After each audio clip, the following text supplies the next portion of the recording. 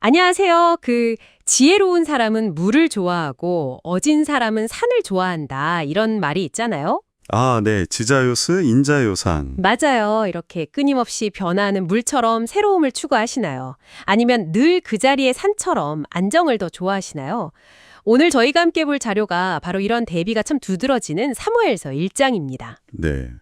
오늘 이 기록들을 보면서 사무엘서 1장에 나오는 인물들의 그런 상반된 모습들, 특히 제사와 기도, 또 만군의 여호와라는 이름, 이런 것들 좀 깊이 얘기 나눠보면 좋겠네요. 좋습니다. 그럼 먼저 엘가나 하는 사람의 가정부터 좀 들여다볼까요? 이 사람이 에브라임 사람인데 매년 실로에 올라가서 제사를 드렸다고 하니까 꽤 신앙심이 있어 보이긴 해요. 네, 그렇죠. 근데 이제 아내가 둘이었죠. 한나하고 분인나. 맞아요. 근데 이게 좀 자식이 없는 한나를 더 아꼈다고는 하는데 그래서 재물의 분깃을 2배로 줬다는 거잖아요. 네, 5절에 그렇게 나오죠. 근데 그게 오히려 분인나를 자극해서 막 집안 분위기가 더 안 좋아진 것 같아요.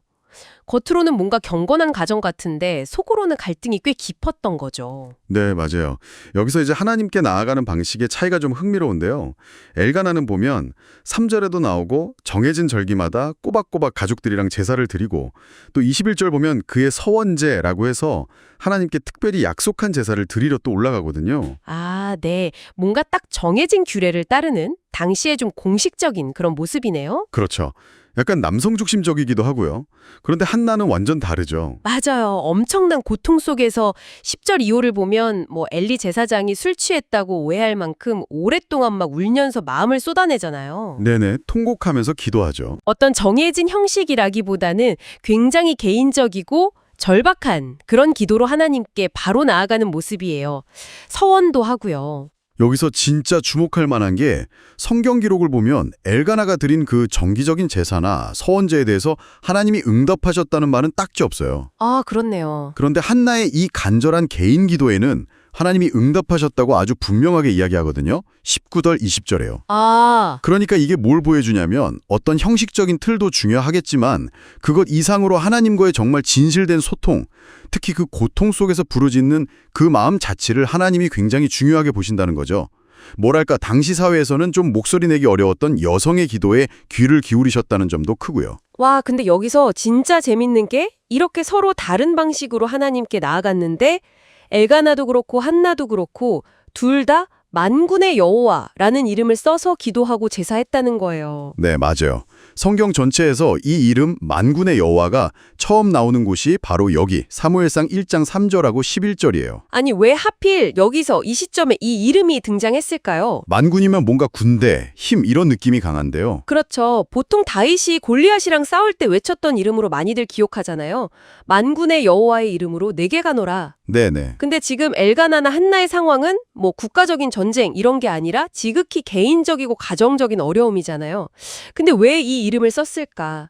이걸 알려면 그 기원을 좀 봐야 하는데 출애굽 사건까지 거슬러 올라가요. 아, 출애굽이요? 네. 출애굽기 보면 하나님이 애굽에서 노예로 있던 이스라엘 백성들을 나의 군대, 여호와의 군대 이렇게 부르시면서 그들을 대신해서 강대국 이집트랑 싸우시는 장면이 나오거든요. 아, 그러니까 단순히 인간의 군대만을 말하는 게 아니군요. 그렇죠. 만군의 여호와 할 때 그 만군, 히브리어로 체바오트는 하늘과 땅의 모든 군대, 그러니까 천사들, 자연의 힘, 심지어 별들까지 하나님이 동원하실 수 있는 모든 능력과 자원을 다 포함하는 개념이에요. 와, 엄청난 스케일인데요. 네. 그러니까 이걸 부른다는 건 내 힘으로는 도저히 안 되는 상황. 한나처럼 개인적인 고통이 너무 크거나 아니면 당시 이스라엘처럼 주변에 블레셋 같은 강한 부족들 때문에 불안할 때 인간적인 힘을 넘어서는 하나님의 그 모든 능력, 그 절대적인 주권을 의지합니다. 이런 고백인 거죠. 그렇군요. 내 문제가 아무리 커 보여도 하늘과 땅의 모든 군대를 움직이시는 하나님 앞에서는 아무것도 아니라는 그런 믿음의 표현이었겠네요. 맞습니다. 아, 그리고 잠깐 옆으로 새는 이야기지만 사무엘의 출신 배경도 좀 흥미로운 점이 있더라고요. 사무엘상 1장에서는 아버지가 에브라임 사람이라고 나오잖아요. 네. 엘가나가 에브라임 산지 사람이라고 하죠. 근데 역대기 족보를 보면 역대상 6장이죠. 거길 보면 사무엘이 레위 지파 사람으로 나와요. 아, 맞아요. 그게 연결이 되죠. 이게 중요한 게 레위 지파였기 때문에 나중에 사무엘이 엘리 제사장 밑에서 성소 일을 배우고 또 제사장에 오신 그 세마포 에봇을 입을 수 있었던 거잖아요. 그렇죠. 혈통적인 배경이 그의 역할을 뒷받침해 주는 거죠.